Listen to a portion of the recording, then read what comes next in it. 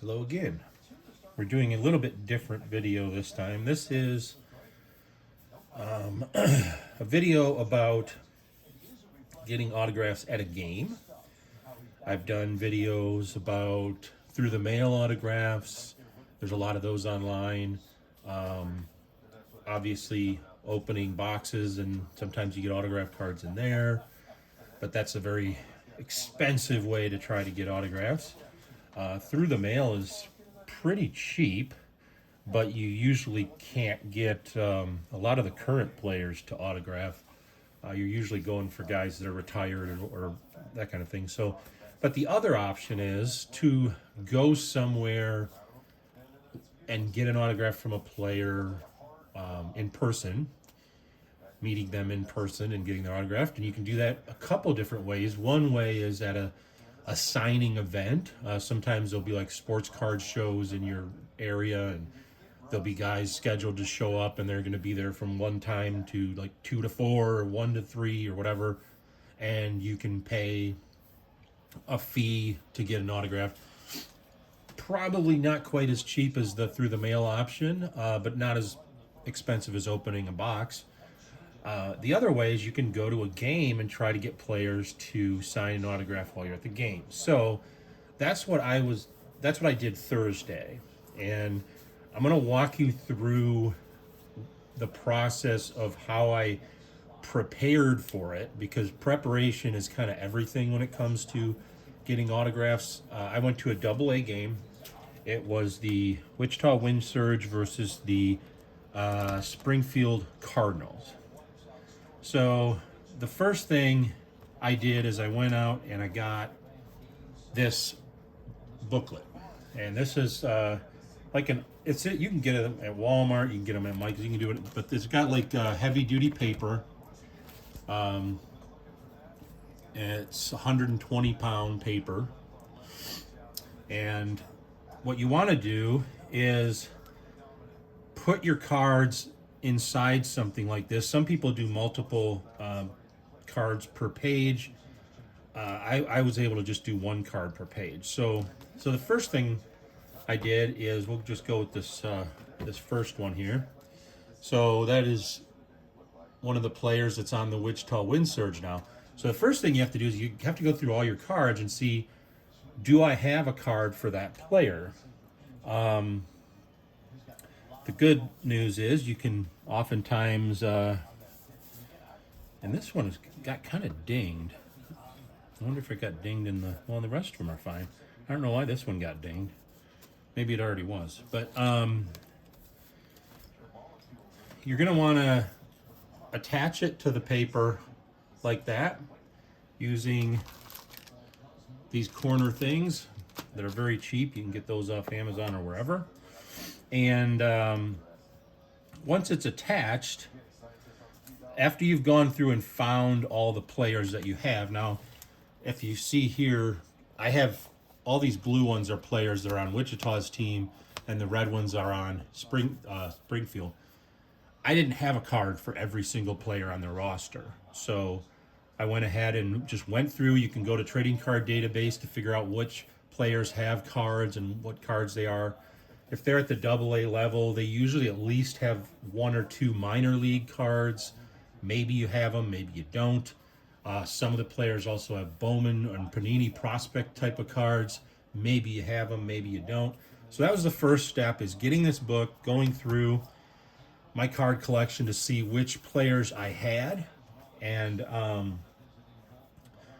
once you do that, you can go through and label. I labeled each page with their name. So each of these has their name and their number, because a lot of times one of the hardest things about getting these kind of autographs is you'll see players out in the field wearing like windbreakers and stuff, and it won't have their name or their number on it. Maybe they'll be in their uniform, but it'll have their number with no name on the back. So you want to kind of know what their number is so you can recognize them when they're walking around out there. So I went through and I found cards for a decent amount of players on the Wind Surge, but not so many for the Springfield Cardinals. And I went ahead and attached those to the page. I left some open spots in case I got some cards for some other players. So that's what a Bowman one looks like. And the next thing I went through is and I figured out, because you might wonder what these pink and blue tabs are. I went through and I decided which of these pens would be best. You can kind of see all the pens out there. Now, for old school vintage cards, I have these pens, which are supposed to be really good for old school vintage cards. But I didn't have any of these players with old school vintage cards, obviously. These pens here are pens that are good for the more prismy kind of finishes now, like that you find on chrome cards and stuff.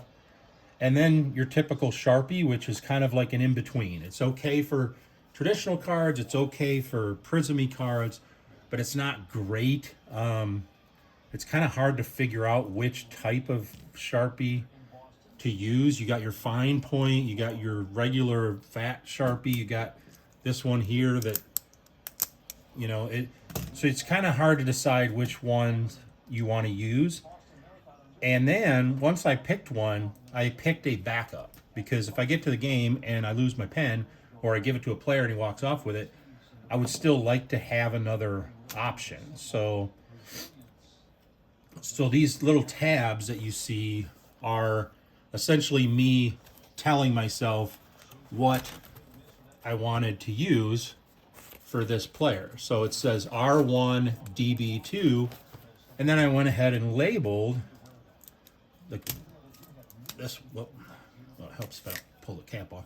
So this is labeled R1. If you can't quite see that, but it is. It's labeled R1. And DB2 is this one.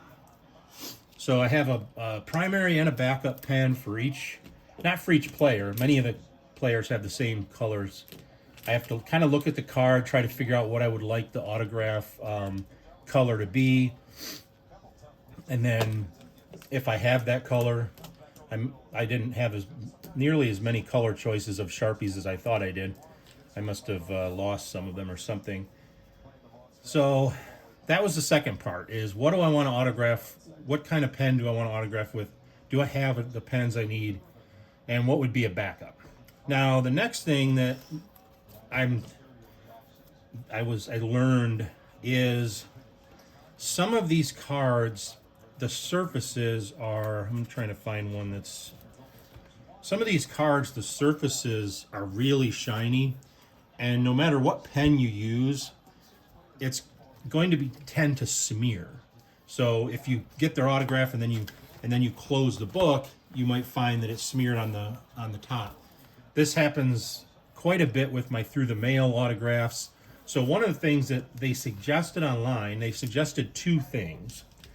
The first is, and I'll see if I can find an example of this.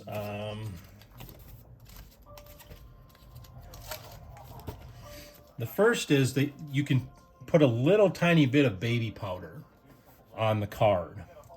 What I usually would do is I'll put a little baby powder on it, and then I'll do that kind of thing right before they sign it. It gets the baby powder off the card, and it's supposed to help the autograph stick to the card. The other thing you can do is take a white eraser and just gently kind of go over the card with the white eraser.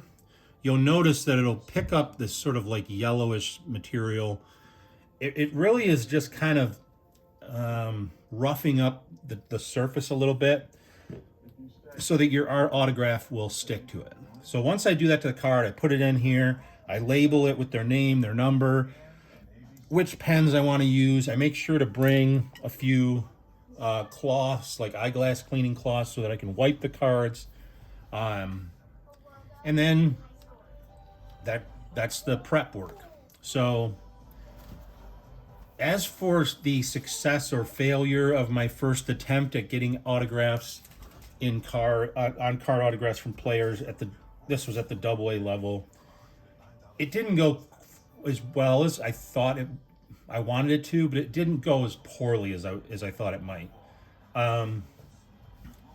You can use AI to sort of get a feel for when is the best time to get these kind of autographs and where to stand. So I was able to use AI to find out that I probably should stand somewhere in the first base from the visitors dugout to the right field, somewhere in that area. You know, this area is best at when you first get there. This area is better, you know, after the anthem. And then you know where to stand maybe at the end of the game when players are coming back. So you can get a good idea of where to stand by just, you know, using AI, asking them a question. And they're pretty good about that. It was pretty accurate. The problem was I was really looking for this. I'll turn it to the Springfield folks. So like I had, I think it was 6 Springfield players I wanted to get autographs for. And oh, I forgot about this too. So it is very hard from a card, especially if it's an older card, to tell what a guy looks like. So what I did is I went to their current team roster and printed out little pictures of their face so that I could at least say, oh, that's who that is. Some of the pictures that are 2-3 years ago, they don't even really look the same. So I just glued that onto the page with some regular, like a glue stick. So with the tabs, the face, the card secured, and you can use 2 of these or you can use 4. For some of the more valuable cards, I wanted to make sure they didn't fall out, so I used 4 of them. It's just a little harder when you use 4 to get the card out again. But this guy here, Gerangelo Sagente, he was one that I wanted to get an autograph of. I didn't see him the whole game. I think he had pitched the night before, so I don't know if he wasn't there or if he just wasn't around. This was probably the number 2 guy I wanted to get an autograph from, Chase Davis, and he did really well in the game. I guess he did good in the game before that, but he's a guy that I don't think is too big on autographing. And the reason I know this is the one thing that I really lucked out is when I got there and I went down to the first base line to get these autographs, there were 2 guys there that almost immediately I was like, oh, they're doing the same thing. Because A, they kind of look dorky, and dorky people collect baseball cards. B, they had a binder like this with, you know, cards in it. But these guys were really good at it. They've been doing it for a long time, and they're pretty good at getting autographs. So I was really lucky they were there, and I don't know their names or anything, but if they're watching this, thank you so much for helping me out, because I'm kind of shy, and it's kind of hard for me to call out people's names and, you know, hey, Chase, come over and sign this. Hey. It's just not in my nature. But these guys were better, and they kind of knew. They'd been following the team longer, so they kind of knew who the players were. Like, they would look out and say, oh, yeah, that's Liam over there, and that's Ben, and that's so-and-so, and that's so-and-so. They kind of knew all the players without even having to check the numbers. With me, once they had their jerseys and they had their windbreakers off, I'd see a number and go, okay, who do we have that number? I don't have that number. So they were really good about that. They also knew, like, hey, if you want to get autographs at the end of the game, you can go stand out in this area where they're, you know, they go to their cars and stuff, and they're usually good about autographing then. So very knowledgeable, very helpful guys. But they said that Chase is kind of particular, and he would be a hard autograph to get at the stadium. The next one of the guys I was looking at is actually a Mojo first Bowman of Liam Doyle. And he was there, but they said that he was kind of like not really into the whole autographing either. And then I left some spots open in case I got more cards. This is the one autograph I got. I got one autograph. Travis Honeyman was really cool about autographing. And if I zoom in, you can kind of see. I wanted to use a red Sharpie. That's what's the box with an S next to it. I thought the red would look really good on the card. I think it turned out great.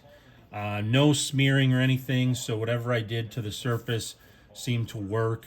And now I have an autographed Travis Honeyman 2024 prospect card.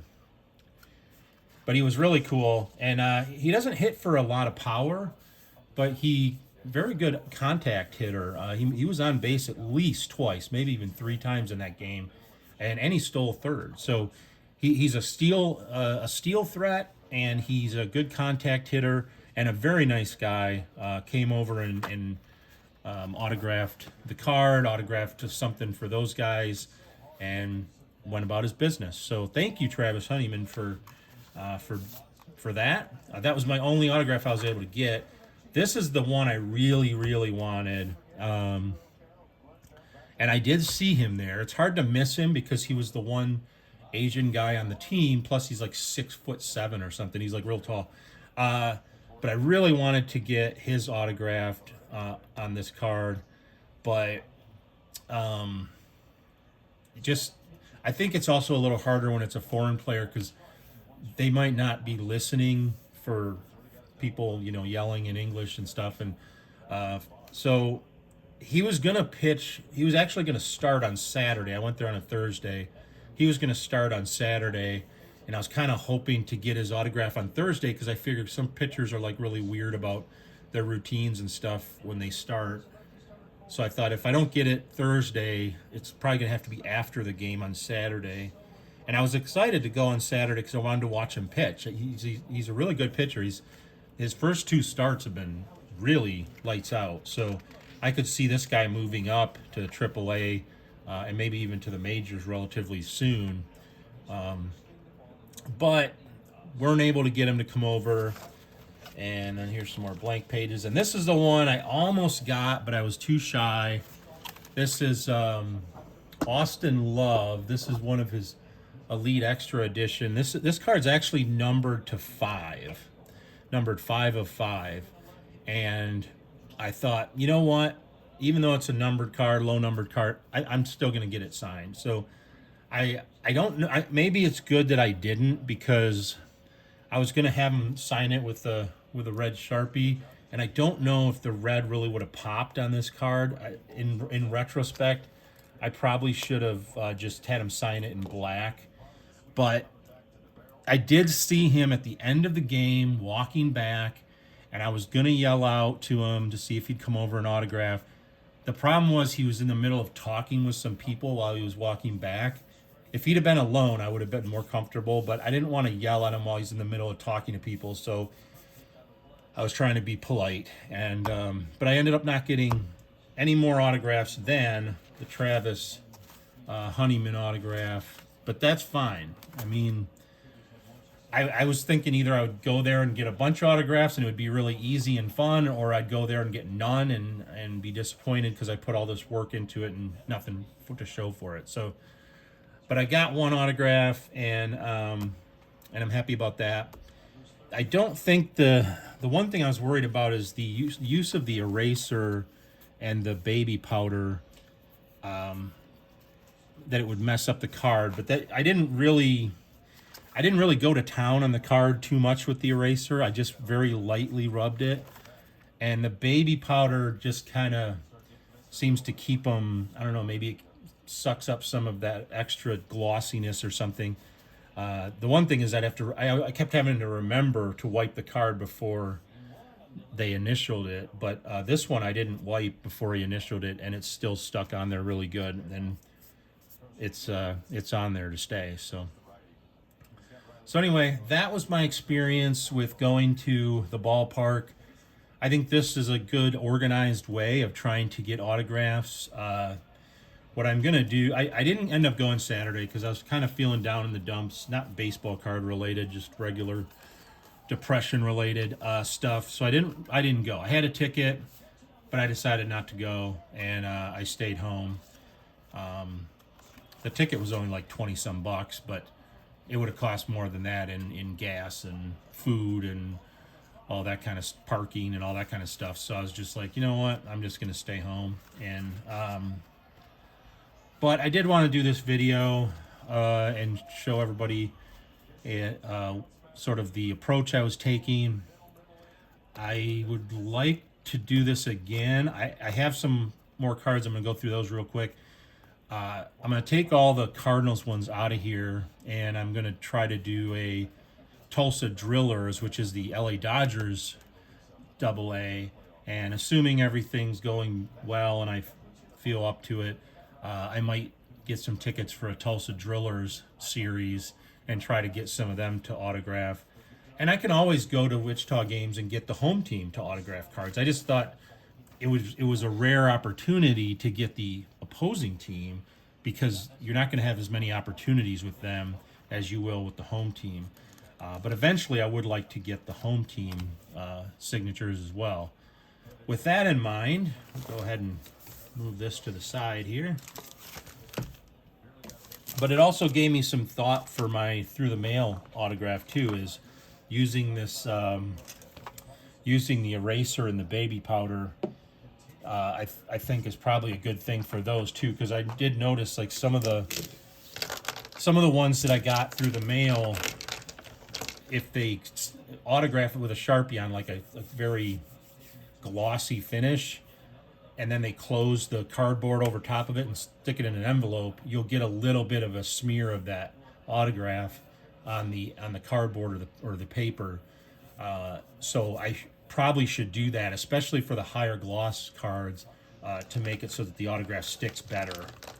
So it gave me some thoughts there too, which I'll use for my through the mail stuff.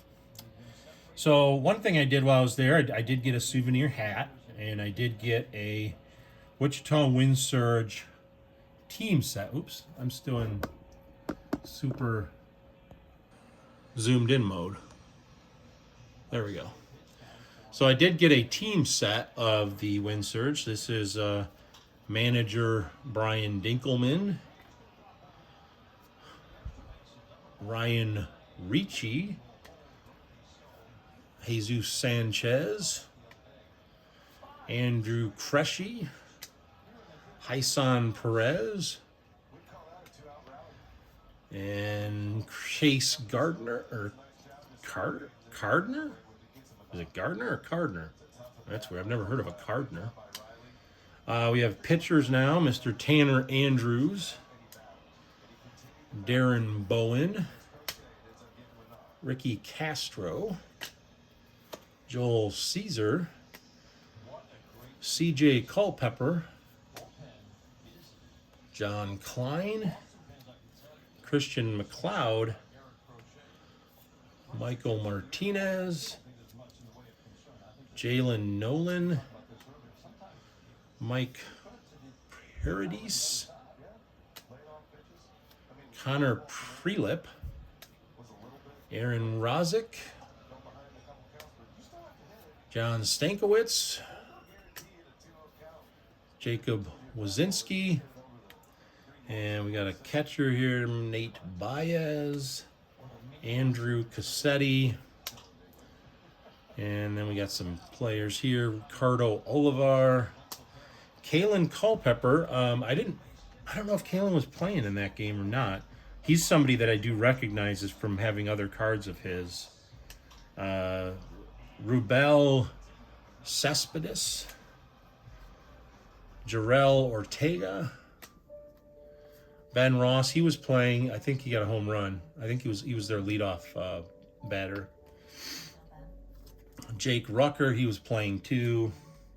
Jose Salas, he's one of the guys that that I would have liked to get an autograph for from the Wichita team. I have some cards of his. Tyler Dearden, Kyler Fedko, Gabby Gonzalez, Calais Rosario. This guy, I looked for a card of his. Oh my gosh, forever. I could not. I went through binder after binder looking for this guy's card. I could not find one. So now I have one. Walker Jenkins, who wasn't there, he was probably one of the bigger names, him and Kalen Culpepper, but they weren't there. I think Walker Jenkins might have been called up to AAA or something, but he wasn't there. Actually, the mascot wasn't either. It was an alternate name night, which is kind of fun but kind of weird thing that the minor league teams do, where they like change their names a few times throughout the season for like a series. So in this series, they were the Turbo Tubs, not the Wind Surge. But as to the players that let's see if I can move these things out of the way here. So as to the Wind Surge players that I did have cards for, Billy Amick, he did play. Actually, I think he hit a home run too. Spencer Bengard. I have some open spots here for some players that I'll have to fill in. Kyle DeBarge definitely played. I think he got a home run too. Ryan Gallagher.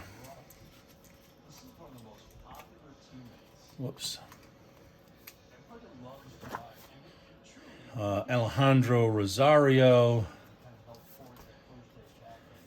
Ty Langenberg. Now, this was the best player on the... since Walker Jenkins not there, this is probably the best player for let me see if I can zoom in a little bit. For the Wind Surge, Henry Morales. He sometimes when you're watching these minor league games, you can kind of tell like which guys are the better guys and the worst guys. It's a little harder to tell once they get to the majors, but Henry Morales looked really good in that series in the game I watched anyway. I'm not Henry Mendez. Mendez looked really good. Defensively, he was all over the outfield catching stuff. Hitting, he was on base at least a couple times. He was really a little bit above, I'd say a half step above a lot of the other guys that were out there. Chase Davis, it was kind of the same thing. He didn't have as good a game as he had before for Springfield, but he just kind of had that feeling where you're watching him going, okay, I think this guy could definitely at least get to the AAA level at some point. And Salas would be the last one. Jose Salas. And so anyway, that's the video on my first experience going to get autographs. Would I do it again? Yes. What would I do differently? Well, I got to try to get a little less timid. Got to be able to yell out guys' names and not feel weird about it. I think it's more weird for me because I'm older. I think if I were a little kid or something, I would be like all over jumping up and down and screaming their name and everything. But as an old guy, it's kind of hard for me to, like they say you should call them Mr. in their last name instead of yelling out their first name. That's really awkward when you're older. And I think it's awkward for them, too, to be called Mr., Salas by somebody who's, old enough to be their dad. So, but it's also, it's just hard to yell out to somebody, to try to get an autograph, especially the older you get. Fortunately, I was there with these two younger guys who were probably upper 20s, mid to upper 20s, and it was a little easier for them to do it. So, would I do it again? Yes. What would I do differently? Not much. I mean, everything, because I prepared so well, I had everything I needed. And that's really my biggest advice to people is before you go, have a system. Because remember, they're going to come over to you and if I'm standing there with my oh, I gotta zoom out again. I'm standing there with my my binder, and I got all these pens in my pocket, and all of a sudden, oh, that's Liam Doyle. That's Liam Doyle. He's coming over here. Hey, Liam, can you sign on? And it's like, oh crap, Liam Doyle. Where is he in my? If you don't have like tabs or you don't have some way of knowing where he is in your binder, like I have where it says Doyle, then he's not going to stand there and wait for you. So if you have it ready, you can turn to the page, and if you know, like I have the little tab by Liam Doyle that says, well,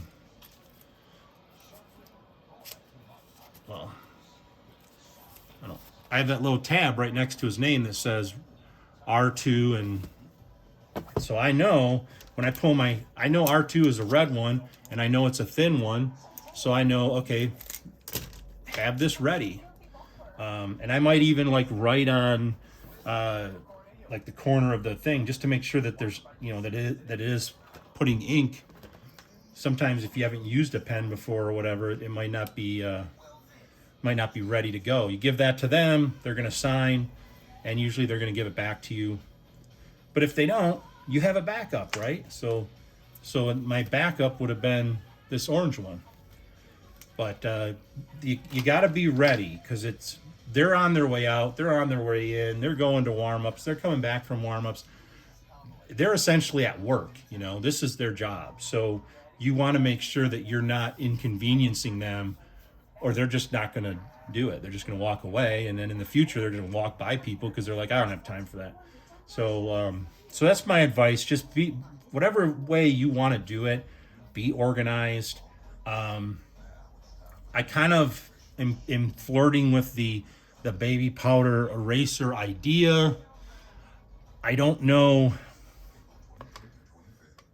I can't say for sure that that's the best way to go as far as getting autographs to stick. It's just stuff that I learned watching other people's videos. I don't want anybody to do it and then blame me because they messed up their cards.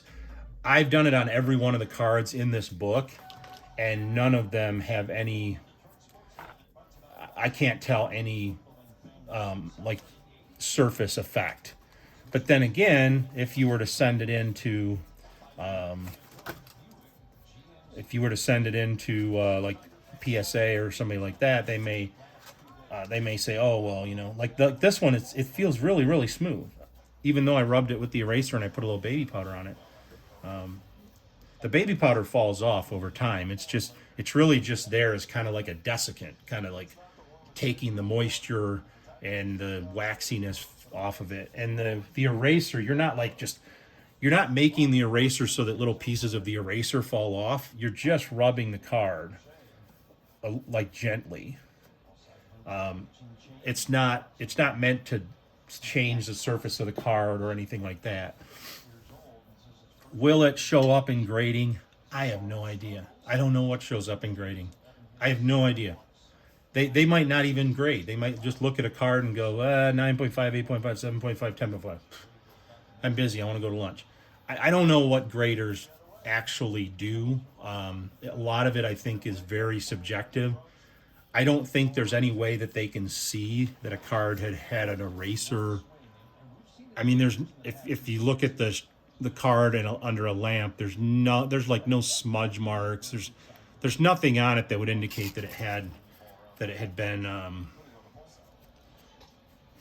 that you've used an eraser on it or anything. It's just not. The only thing that I would say to be careful with the eraser is, one, don't erase too hard. You're not trying to rip the surface off the card. You're just trying to dull it up enough so that the autograph sticks. And be careful around the edges. I usually only autograph sort of in the middle of the card, because if you get to the edges, you could damage the edges by rubbing the eraser on it. So I stay away from the edges altogether. But anyway, that's the video. I wanted to go through the Wind Surge. Obviously, a lot of these guys are on the team, and I'll add them to the book for my next adventure at the AA game if I choose to go again. But a lot of the guys in here aren't on the team right now, so you can't just get a stack of minor league cards for a team and assume that when you go there that the people are actually going to be playing. You have to actually do a lot of work up front. Figuring out who's on the roster, who's been playing, all that kind of stuff, because these guys do constantly move up and down and all around in the system. So You don't want to go there. And matter of fact, the reason I chose the Springfield Cardinals had nothing to do with Chen Wei Lin, even though he was the guy I was targeting. I actually wanted an autograph from Joshua Baez. Well, Joshua Baez is playing, I think, in AAA. So he was in AA last year, but not this year. So you want to make sure that you don't go through all this trouble and put cards in here when the guys aren't going to be there, and then you have to go through and take them all out and put them back. And but anyway, that was my experience. Let me know if there's any tricks and tricks of the trade that I missed that you use when you go get in-person autographs.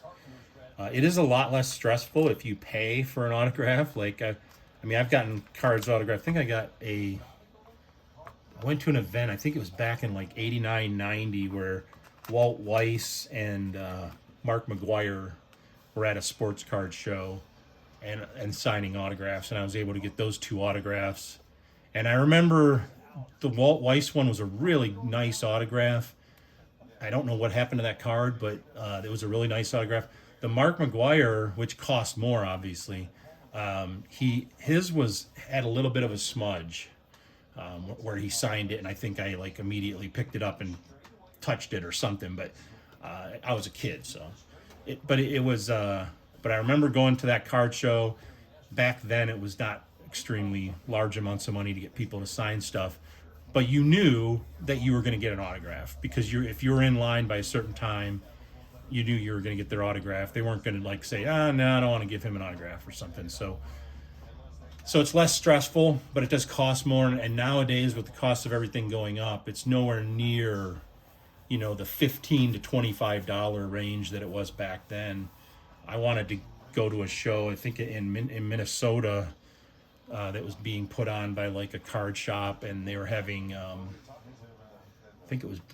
think Barry Sanders was going to be there one of the days for like a couple hours, but the autograph fee for Barry Sanders was enormous. It was something like $100 to $150 to get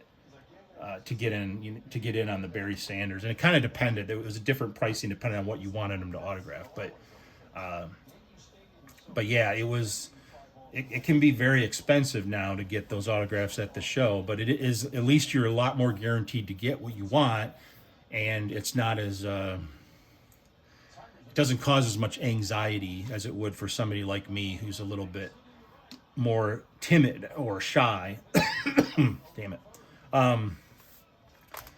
So thanks for watching. Go ahead, hit like if you want. Hit subscribe if you haven't already. As for new videos coming down the pike, I'm still waiting for my Onyx Vintage that I bought pre-sale. I did not buy any. I take that back. I bought some 2026 Bowman. I only bought a value box though, so whenever those get sent out, I'll have one of those. I was gonna get some Leaf Metal, but I just don't like the price point right now. I mean, I was thinking about getting a hobby box of Leaf Metal. It's like $160 for a hobby box. And before you say, oh, that's pretty decent based on the other hobby boxes, this isn't like a Topps hobby box where you get 100 and some cards. You're not getting 160 cards, 130 cards, 120 cards. You're getting 8 cards. So for 8 cards, paying $150 is kind of nutso. And I just didn't think the value was there. I'm still tossing it around because it's not like I'm going to be able to get them cheaper later. It's probably, at least unless I want to wait 4 to 5 years. So this is probably the cheapest I can get it right now. But I don't think the value's there for Leaf Metal for 8 cards for $150, especially when I just spent $160 on the Onyx box, which who knows how many are in there. I forgot to look. Probably not too many more than they would be in the Leaf ones. So I think I'm gonna skip the Leaf Metal. Leaf Baseball Nation is on pre-sale too, but I think they're not getting released until, I want to say August or something. So I don't know why they're on pre-sale. And the other thing is, Donruss is coming out. Donruss Baseball probably the end of this month. And if I'm going to spend a lot of money on a product, it's going to be either Panini Prospect Edition or Donruss. Those are sort of the two that I would target, because I think you get a lot more bang for your buck for those two products than you do with anything else. And it's going to depend, though. I don't know what the release price is going to be for Donruss. I don't think it's going to be that bad, though. But we'll see. That's going to be probably where I spend the most money as far as getting hobbies and jumbos and blaster boxes. And if they have FOTL boxes, I might go in and try to get those in an auction or something. But that's probably the next open I'm going to do is going to be the Onyx when it eventually comes, the Bowman when it eventually comes. It would just be a value box, but I wasn't going to spend $400 to get Bowman paper. It just doesn't make sense. The release looks nice. I mean, 2026 Bowman looks nice, but it's just there's not enough value there to justify that kind of money for something like that. So we'll if I don't get the Bowman 2026 Bowman value box and the Onyx vintage box before Donruss comes out late this month, then that's going to be the next one. So those are the three that are kind of on the agenda, on the schedule. I was going to try to get some 2025 Topps Update series, but not if I have to pay very much for them. And the hobby boxes for Update series are still the resellers still want, like, you know, $120 to $170-$180 for a hobby box, and they're just not worth that. So if I can get one for cheap, you know, $100 or so, maybe I get one just to have something to open, some content, see what I can get out of it. It was a good product for me, especially the Chrome version. But so maybe that's just good luck, or maybe my luck got used up. But that one's a possible. That's a maybe. So thanks for watching, and have a good rest of your weekend.